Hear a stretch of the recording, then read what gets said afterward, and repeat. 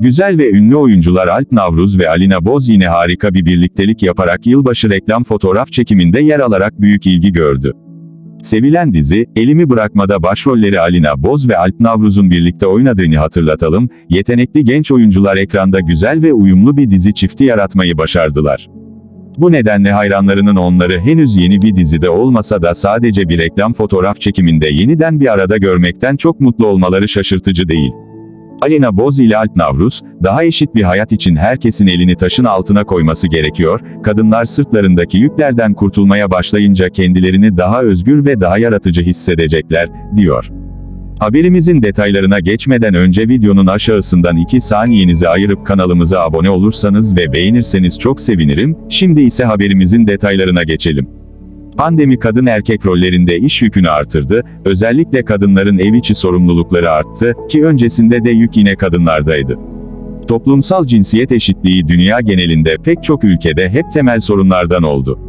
Araştırmalarda da kadın ve erkeklerin eşit haklara sahip olduğunu düşünenlerin oranı %25'lerde. Bu da cinsiyet eşitliği için kat edilecek daha çok mesafemiz olduğunu gösteriyor. Ancak umutsuz değiliz. Mutfağa giren, çamaşır ve ütüden uzak durmayan erkekleri daha fazla görmemiz gerekiyor.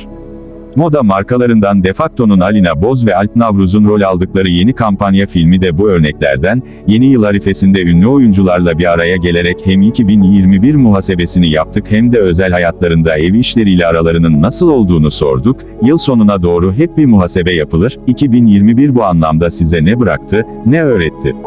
Alina Boz, 2021'de çalışmak, anlamak ve harekete geçmek üzerine çok kafa yorduğumu söyleyebilirim. 2021'in bıraktığı etki, daha çok çalış ama çalışırken de daha çok anla, oldu.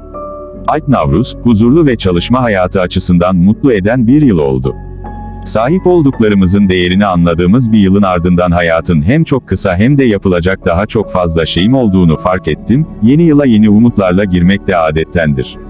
Alina Boz, yıl boyunda kafa yorduklarımı hayata geçirme isteğim özellikle yıl sonuna yaklaşırken daha çok etrafımı sardı, eğitim hayatımla ilgili birkaç adım attım, umarım 2022 bu anlamda benim için verimli bir yıl olur. Alp Navruz, benim umudum her zaman insanlık adına oluyor. Daha mutlu, daha güçlü, refahın yüksek olduğu bir yıl olmasını diliyorum. İnsan çoğu şeyi doğduğu, büyüdüğü evle anlamlandırır. Siz nasıl bir ailede büyüdünüz?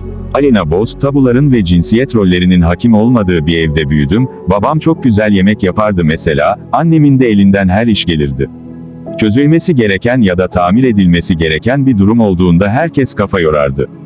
Onlar bana hayal kurmayı, kendim olmayı ve bunun önemini öğretti. Alp Navruz, her zaman kendime sorumluluk yüklemeyi seçtim. Küçük yaştan itibaren bana ait olan alanların tüm bakımını kendim hallettim.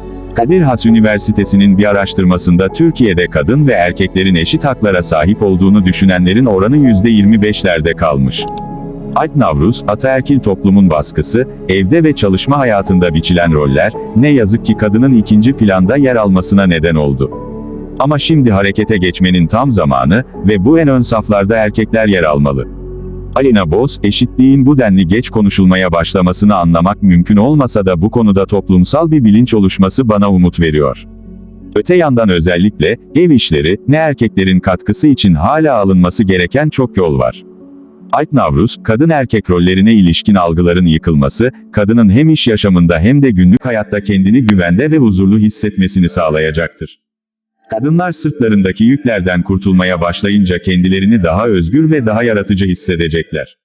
Alina Boz, artık evin sorumluluğu sadece kadına ait değil, bu değişim de kalıplaşmış cinsiyet rollerini yeniden yapılandırmayı, sorumluluk paylaşımını yeniden gözden geçirme gerekliliğini ortaya çıkarıyor. Toplumsal cinsiyetçi rol kalıplarına karşı bir farkındalık yaratmak için yola çıkan bu proje sizin için ne ifade ediyor? Alp Navruz, daha eşit bir hayat için herkesin elini taşın altına koyması gerekiyor. Değişim evlerde başlar. Erkeklerin eşlerine yardım etmesi değil kastım. Eşit iş bölümü, sorumluluk alma. Bunun değişim ateşinin yakılması için güçlü bir başlangıç olduğunu düşünüyorum.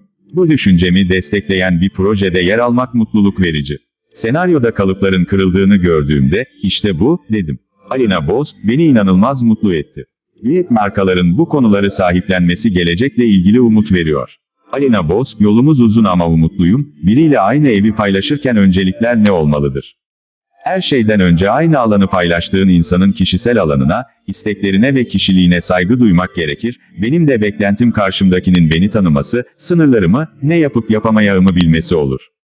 Artık kadının sadece evine karşı değil işine karşı da bir sorumluluğu olduğunun bilinmesi gerek. Alp Navruz, ütüye de temizliğe de üşenmem, özel hayatınızda ev işleriyle aranız nasıl? Ailenizden ayrı yaşamaya başladığınız andan itibaren hayatınız boyunca hiç yapmamış olsanız bile ev hayatı insana bir şekilde sorumluluklarını öğretiyor, ev işleri, bir şeyleri tamir etmek, yeni bir şeyler denemek her zaman hoşuma gitmiştir. Mesela mutfakta zaman geçirmeyi, yemek yapmayı, dışarıda yemek yemeye tercih ederim, yemek yapmaktan hem çok keyif alıyorum hem de kafamın boşalmasına yardım ediyor. Zamanım varsa ütü, temizlik, ev düzeni gibi konularda da üşenmeden çalışırım. Bu yıl ünlü oyuncu Alina Boz, aksiyon dolu Maraşlı dizisinde Mahur karakterini canlandırması sayesinde izleyicilerden ve eleştirmenlerden büyük beğeni topladı. Bu dizide başrolü oynayan Alina Boz'un partneri ünlü oyuncu Burak Deniz olmuştu. Alp Navruz, bu yıl yapım şirketi Ay Yapım'ın Yaz Romantik dizisinde Poyraz adlı bir karakterin oynadığı, Ada Masalı dizisinde partneri kadın oyuncu Ayça Ayşin Turan tarafından canlandırıldı. Ada Masalı, dizisi yeni bitti. Bu dizinin 25. son bölümü 11 Aralık 2021'de Star TV kanalında yayınlandı ve izleyicilerine veda etti.